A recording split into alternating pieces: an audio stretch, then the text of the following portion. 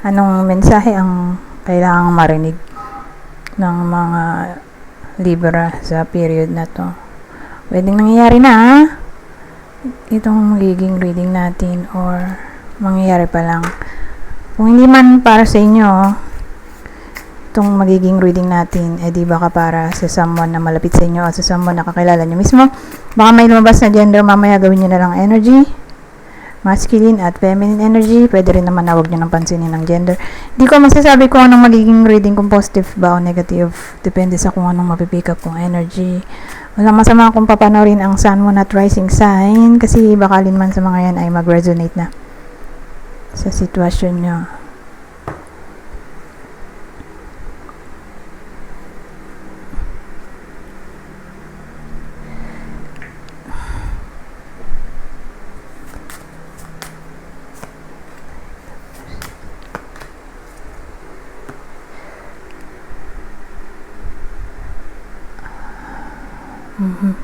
Yan ang maliwanag to. Ayan. So, anong meron? Grave. Ito muna. Family Intelligence Tower. Grave. Let's go, may grave dito. Coffin to eh. Pero maganda to. Tower. So, all about family. Whether family niyo mismo to, sariling family, or biological, parents, siblings. Ngayon, pwede rin itong kung di tumama sa inyo, di baka tumama dun sa pamilya dong kakilala nyo kasi general reading to.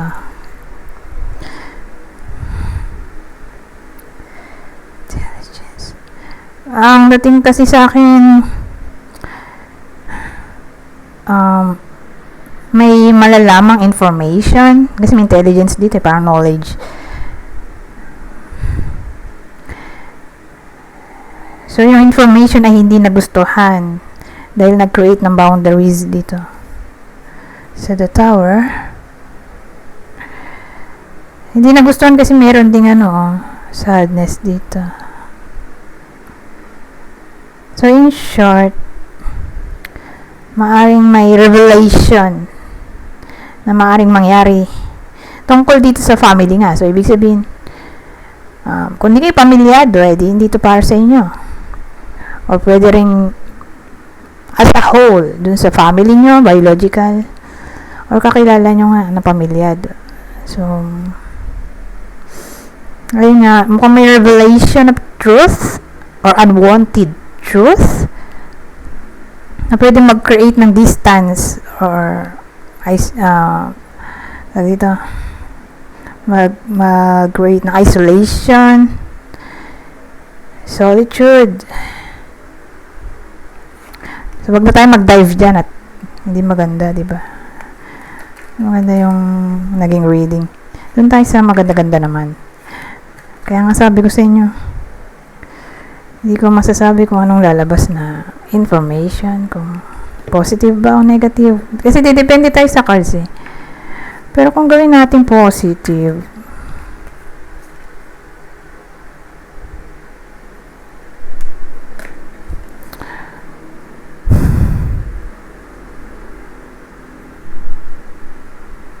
paano ba ito gawing positive? So, tungkol sa family again. So, kung gagawin natin positive, may clarity na maaaring mangyari tungkol sa someone na palaging nasa loob ng bahay in a way na naging siya distant. So, may someone na nagpo-procrastinate, lazy, or gusto lang niya nasa bahay. Nagkukulong or naging introvert siya or for some reason naging shy. Doon may pagbabago. So yung taong yon na ay makisilumuha sa period na to, magiging sociable. Magugulat na lang kayo, bigla na lang siya naging sociable or lumalabas na siya ng bahay. So yun yung positive. And ito namang ilaw ko, lagi ko na lang na dadali. Kasi may ilaw ako dito. Ilaw din dito. Para maliwanag. Kaya lang, sikip naman. Ng ilaw. Oh! Theft fire! Diyos ko, ba't ganoon? Theft fire. Oh, house. Ay, house. Ay, doon ako napating. Saan pala to?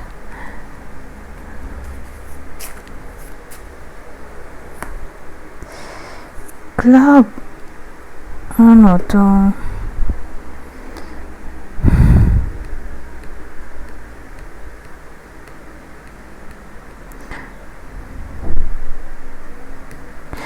Maraming pwedeng case kasi may nakaalitan. Whether nangyayari na to or mangyayari pa lang. Ngayon, tawag dito, yung nakalitan, magnanakaw siya, tapos sisiliban niya yung bahay. Kaloka. Pero nandito yung dasan. So, ang dating sa akin, maagapan yan. Kasi bago pa mangyari, makikita na siya sa CCTV or may tawag dito, i-inform na agad sa iba sa inyo tungkol sa plano nitong taong to. So, kung di man literal na sunugin, may fire kasi. Hindi magiging desire. Intense desire na magnakaw. So, again, sino yun? Sino yung maaaring magnakaw na yun? Ito. Someone na nakaalitan, nakaaway, naka-misunderstanding.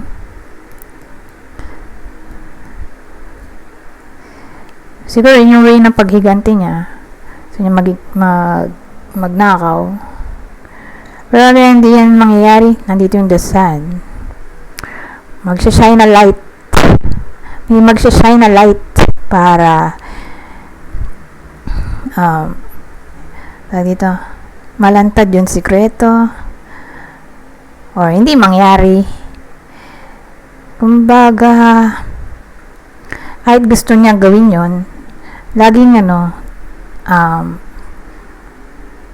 may sagabal. Ganun dating sa akin. So, hindi matuloy-tuloy in short. Or again, siguro dahil may mag-i-inform sa inyo tungkol sa binabalak ng taong to. So, yun ang maganda. Nandito yung the sun. Ito yung magiging protection natin, yung presence ng the sun. Siyempre, hindi naman lahat itatama ng reading na yan. Kumbaga, kumpara sa iba man tumama yung reading natin,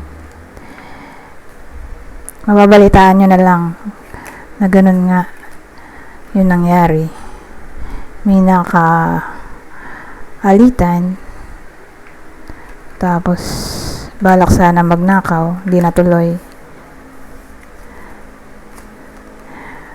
Or kung nangyari man, sabihin natin, ayun na nagnakaw. So, malalantad pa rin kung sino yung nagnakaw, makikita sa CCTV, or may mag-inform nga sa inyo na siya yung magnanakaw, ganun. So, again, sino yun? Someone na maaring nakalitan nyo.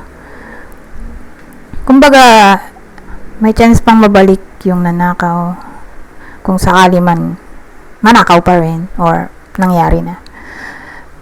Anyways, masyadong intense yung mga result na nakikita natin dito. Brema, theft.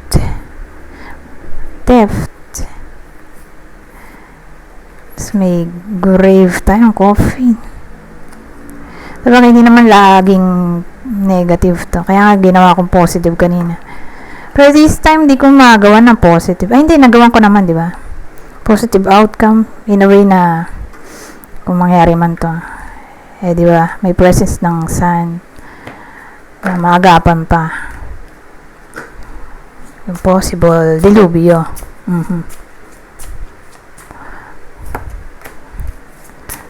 Ito naman, inheritance. Sa panahon ngayon, Parang ano ha, bihira lang yung may inheritance. Kasi sa mahal ng bilihin ngayon, parang yung mga millennial, wala nang mga pamana na. Pero yung mga boomers, yung panahon ng boomers ba tawag doon? Mga grandparents natin, kasi mura-mura pa bilihin nun. Yung mga lupa-lupa pa sila. Nakabili sila ng lupa. Pero sa panahon ng millennial, parang yun na yata yung generation na hirap mag-ipon, parang dun yata tumaas yung mga bilihin or wala masyadong lupa. Di katulad nga nung sinaunang panahon.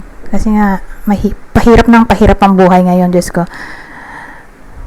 Pero sa napansin ko lang, hindi naman necessarily totoo. Pero sa napansin ko nga lang. Kaya ayan, parang hirap i-picture yun tungkol sa inheritance.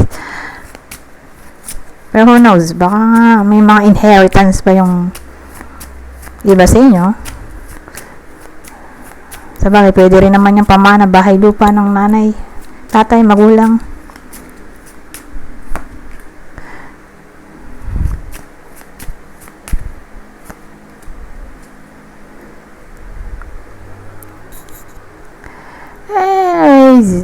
Magsimula na tayo. Ano to? Inheritance, Leo. Tree, Moon. So, yung bida natin ay Libra, diba? Pero yung Libra na tinutukoy ko ay merong Libra at Leo sa Sun, Moon, Rising dun sa Big 3. Sun, Moon, Rising signs para masabing para sa kanya tong reading. Ngayon, kung wala siyang Leo dun sa Big 3, Leo, Libra sa Big 3, di para to sa kakilala niya, person niya or kakilala niyang Leo. So, let's say Libra lang yung nanonood, walang Leo sa Big 3, di person niya to or kakilala niya nga, dun tatama. Anyways, may inheritance Tree, Moon.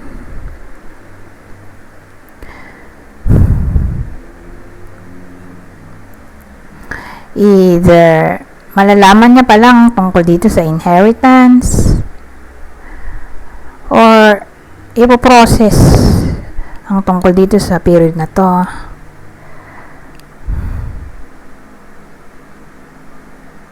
Ayan. May processing ng documents regarding inheritance. Pwede itong kukunin pa lang yung titulo or magbebenta ng bahay, lupa or inheritance. Malawak kasi yung topic ng inheritance, pwede nga rin business yan, di ba? May ganon na eksena, pag-acquire ng inheritance or pagbenta ng inheritance. So paprocess yan ngayong period or kung na-process na, may feedback. Ganun dating, may feedback na. Layo na tayo sa topic na yan at hindi nga lahat ay makaka-relate dahil hindi naman lahat ay may inheritance.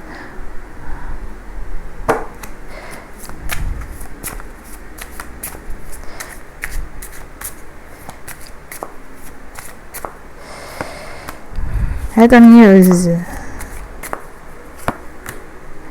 Happy news. Happiness tungkol saan ba to?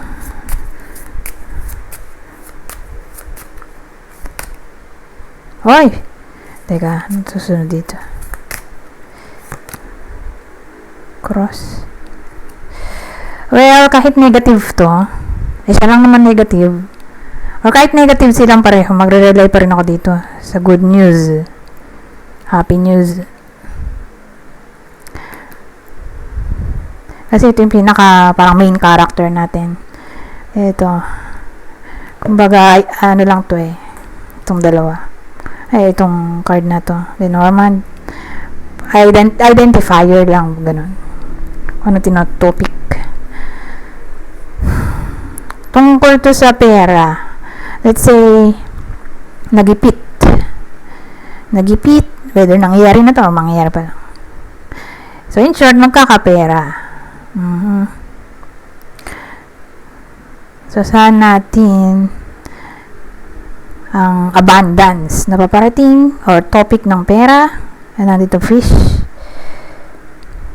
Pero mas tatama to dun sa kaproblema na may cross kasi. Kaproblema, ng suffering, burden sa pera. So, let's say, ganun nga. Nitong mga nakaraang linggo, nagsang buwan, karoon ng financial issues. So, may balik sa period na to. So, from bad news, may good news naman. Parang gulong lang ng kapalaran.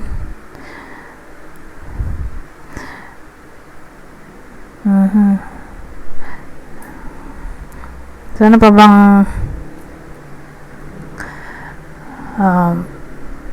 makikreate ko dito bukod sa pera, happiness. Pwede rin tong may nakaalitan na lalaki, away sila. So, saan natin ang reconciliation? So, regardless kung sino tong lalaking to na nakaaway ng iba sa inyo, probably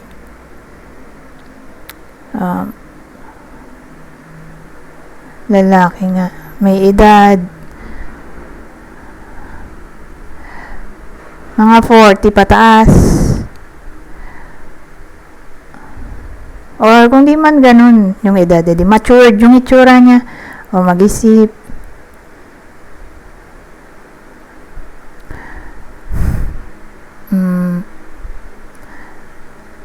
Pwede rin tito, uncle,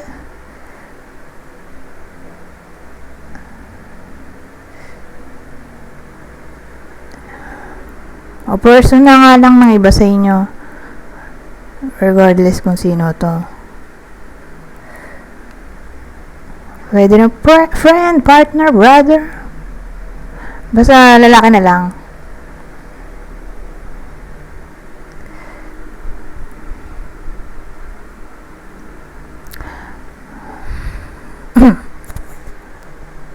Refund, pwede rin dito, refund, reimbursement, liquidation,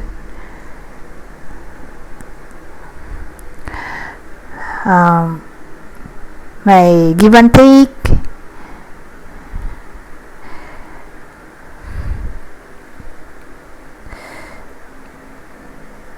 ano ba ba?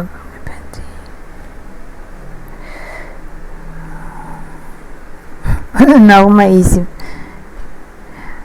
Magbo-boom ang business.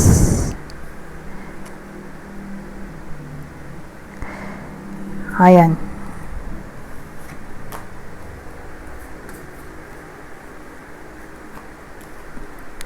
So, dito na tayo sa susunod.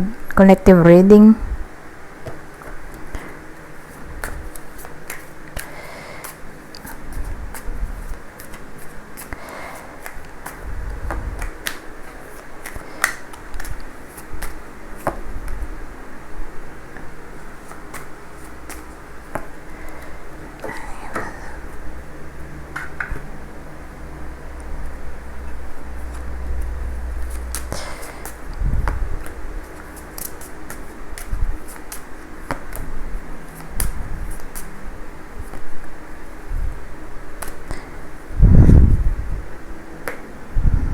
Okay. Ayusin ko lang sandali. Para presentable naman.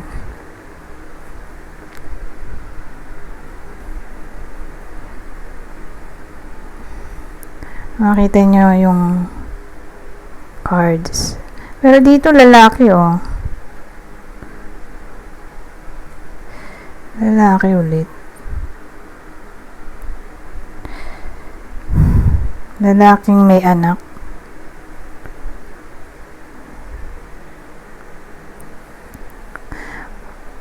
Either lalaking may anak or mas bata sa inyo yung lalaking to. Ano pang palatandaan natin? Parang ang tinong information. Wapo ba to? may tsura.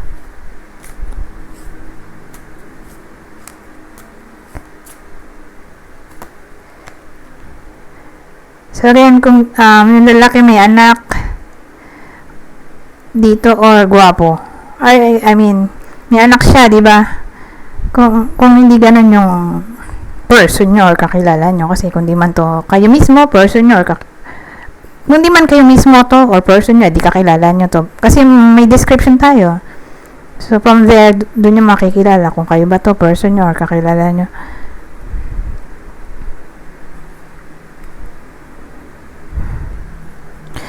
May tsura yung lalaki dito eh. So kung hindi niya anak to, eh di mas bata sa inyo yung lalaking to. So kung wala siyang anak, mas bata sa inyo yung lalaking to. Baby face.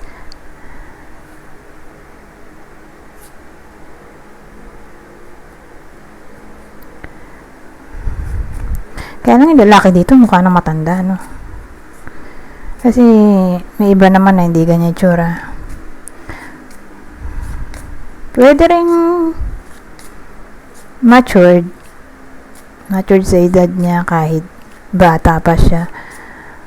So pag sinabi mong bata, mga 18 patas. Stars, bubuo ko dito sa stars. Eh di may siya, tantalizing eyes, malaki mata niya, or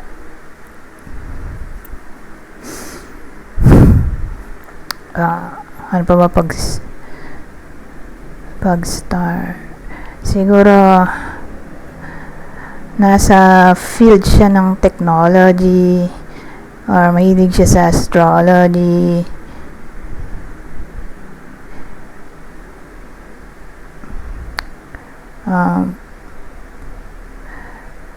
Stars.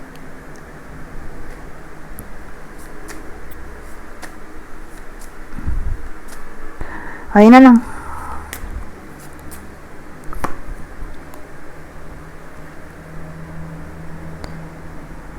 Ship.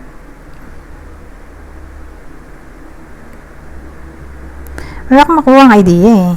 Kung ano bang topic dito. Eh, may description lang. Description yung lumalabas. So, ship. Siguro malayo sa inyo tong taong to. Long distance relationship o malayo siya sa inyo, makalayo kayo. O baka may sasakyan siya. Moreno.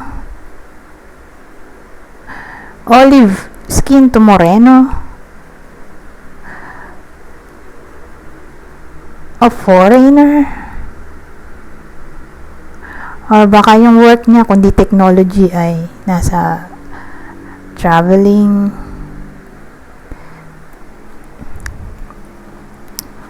May kinalaman sa delivery, sasakyan, basta sasakyan o traveling.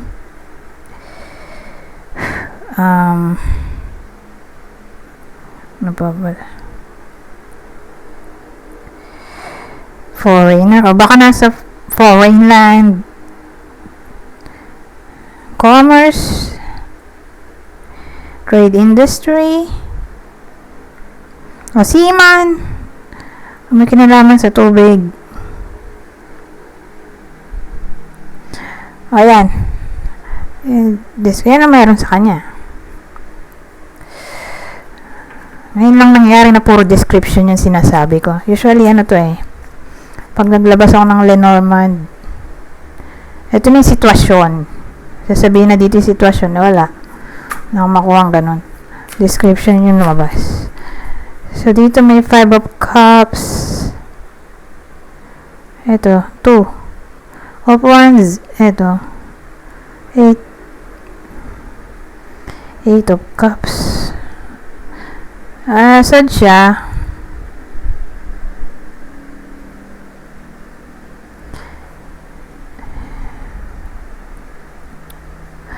Sad siya ngayon. Marami siyang iniisip.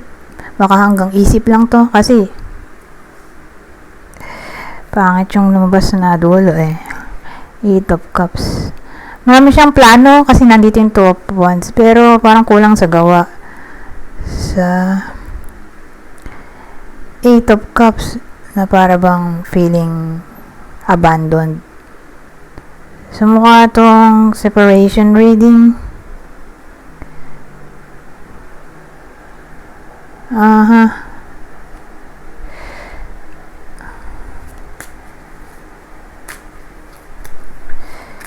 So again, sad siya dito. Whether nangyayari na tong separation, pa mangyayari pa lang. Pero kasi sad siya dito. Feeling abandoned siya dito sa 8 of Cups natin. Kasi ito, marami siyang gustong gawin sana. Pero again, na-partneran siya nito. So, parang puro isip lang yung plano niya dito.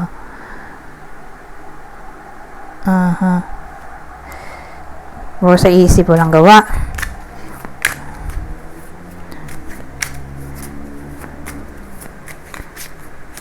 Siguro gusto niya i-text, i-call.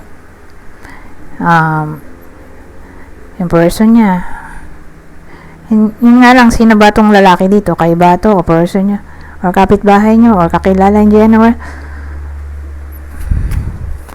So, yung lalaki natin dito ay yun nga, nalulungkot, who knows, baka umiiyak. Gusto niya sigurong tawagan, i-text yung person niya, pero for some reason, hindi niya magawa. Kasi nandito rin tong 8 of Cups. Na parang dating feeling left behind siya or disappointed.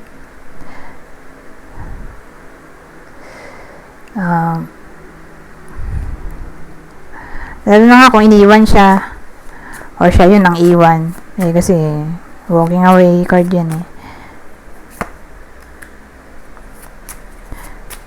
so parang may halong regret kung siya yung nang iwan.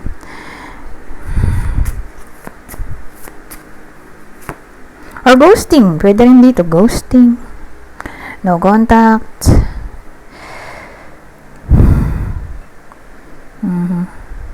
Eh ngayon, ano to? 3 of Pentacles, 5 of Swords, 9 of Pentacles.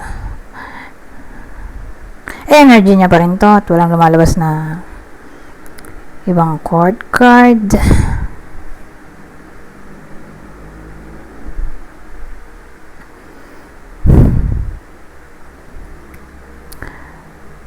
So, ang dating sa akin,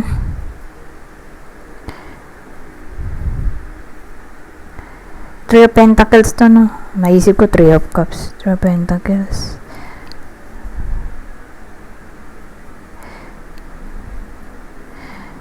Ang dating sa akin, somehow, gusto niyang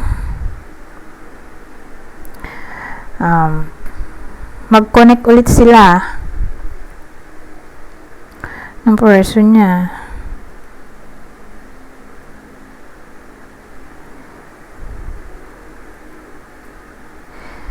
Kaya lang feeling niya, hindi siya re-replyan dito sa 5 of Swords. Parang may interruption. Or feeling defeated siya dito. Parang ang dating gusto niya sanang i-communicate, i-work out pa somehow. Karoon ng cooperation, teamwork sa connection na to. Pero feeling niya hindi siya re-replyan or si-scene zone lang siya or hindi siya sagutin yung tawag niya. Kumbaga useless yung effort. Feeling niya ganoon. Ngayon dito sa 9 of Pentacles natin, ang dating sa akin, imbis na malugmok siya, nagpapaka-busy na lang siya sa work. Kasi feeling niya mas may control siya dito kaysa dito sa outcome ng relasyon niya. Feeling niya may mas control siya dito sa work na parang may reward yung effort niya, pero dito feeling niya unrequited yung love or effort, di ma-reciprocate. Ganun dating. Parang 50-50 yung chance na ma-reward na ng effort niya. May kasi dito uncertainty dahil sa 5. Presence ng 5. Pero again, yan dating. Imbis na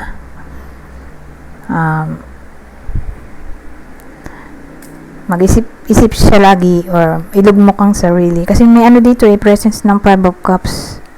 Card ng sadness. Doon na lang niya itinutuon ng sarili sa pag-work. Ang tanong ba, ano kayang nangyari dito? Bakit ganoon? Bakit may no contact, ghosting, abandonment? Anong nangyari? Diba? Para meron tayong idea ng pinagugatan na ito para malaman nyo kung para sa inyo ba itong reading o hindi or sa kakilala nyo. Bakit ganoon? Parang separation reading ito.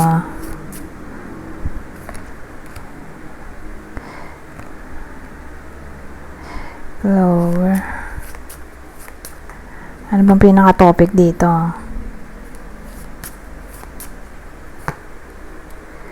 Crossroads.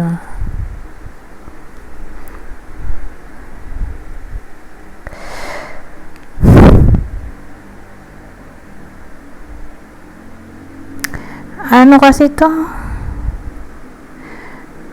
Tawag dito.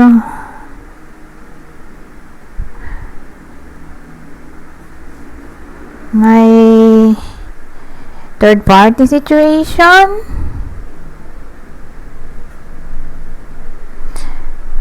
Naghiwalay dahil sa third party.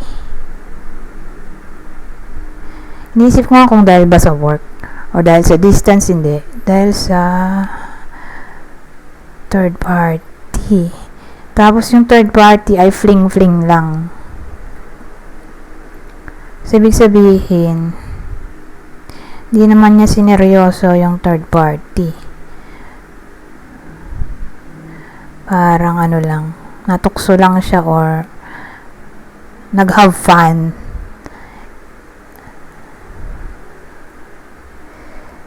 So, in short term lang yung third party. So, in short, single siya ngayon.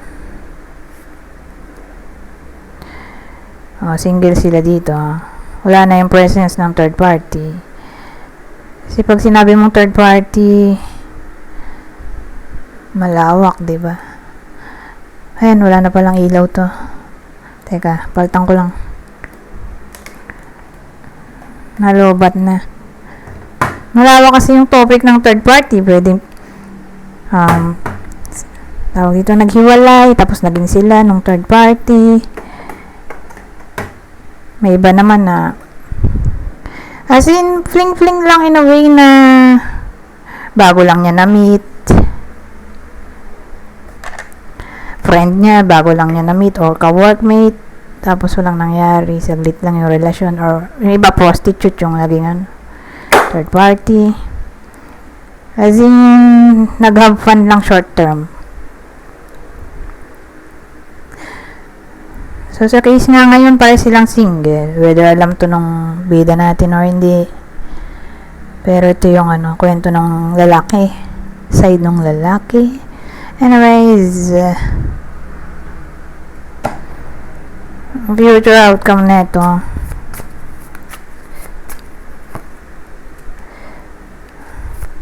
King of Swords.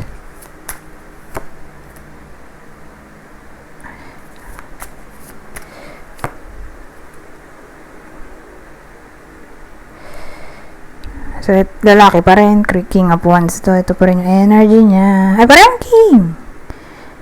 King of Swords pala to. Ito lang nakita ko. King of Swords, King of Wands. Ito. 4 of Swords. Parang dating sa akin, mag-e-effort to. Double King to eh. So, ang dating sa akin, gagawa siya ng way para makipag-ayos. Para bumalik ang connection. Kasi may recovery tayo dito sa Four of Swords. Pero kung dito double king, isipin ko, disconnection. Pero double king to eh. So, kung di yan double king, or walang king dyan, kasi parang dating mag-step up siya eh. So, walang king dyan at yun lang lumabas. Four of Swords. Ang dating sa akin, indulo pa yung swords. Four of Swords. Disconnection or silence.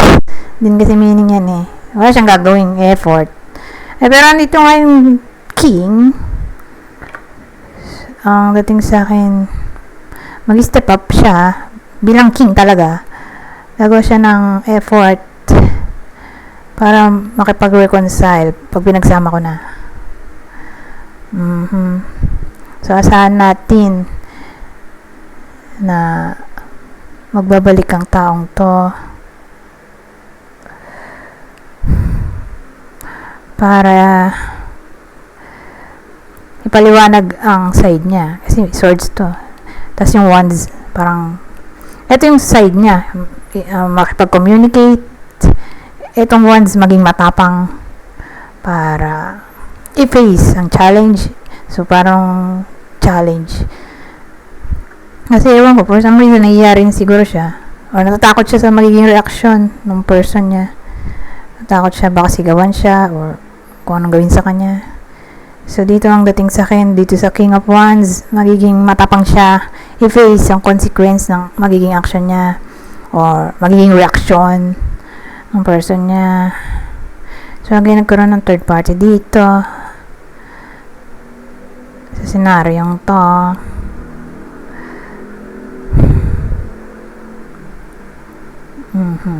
Pero again, single naman na siya ngayon. Yun ang mahalaga.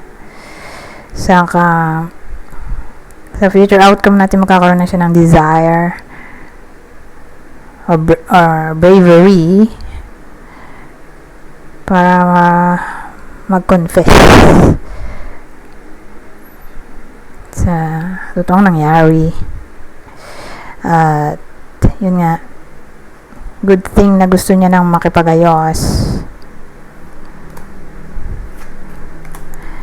Anyways, 37 minutes na to. Hindi na ako gagamit ng description. Ito kasi yung mga clue. Ay, tsura, sabagay, nasabi ko naman kanina, di ba? Dun sa Lenormand, ito. Karoon na tayo ng description sa tsura ng tao. Or, tungkol sa kanya. Kaya dito na lang tayo. Sa possible partner. Ito yung possible partner ng Libra sa reading na to. Hindi ko pa na nabuhay yung ilaw. Pero napartnan ko naman siya. Kalimutan ko nga lang. Kalimutan ko. Buhay. Anyways, possible partner ng Libra sa reading Cancer, Scorpio, Pisces. Ito, Full. Aquarius. Ito, Saturn. Capricorn or Aquarius. Specifically, Aquarius. Aquarius dito. Aquarius. Ngayon, kung di man para sa inyo yung reading, di baka para sa someone na malapit sa inyo, kakilala o idol. Ito ang possible zodiac sa niya. Pisces. Ano to? Aquarius. Libra. Kapwa Libra. Ito Aquarius na naman. Anyways, hanggang dito na lang. Goodbye. For now.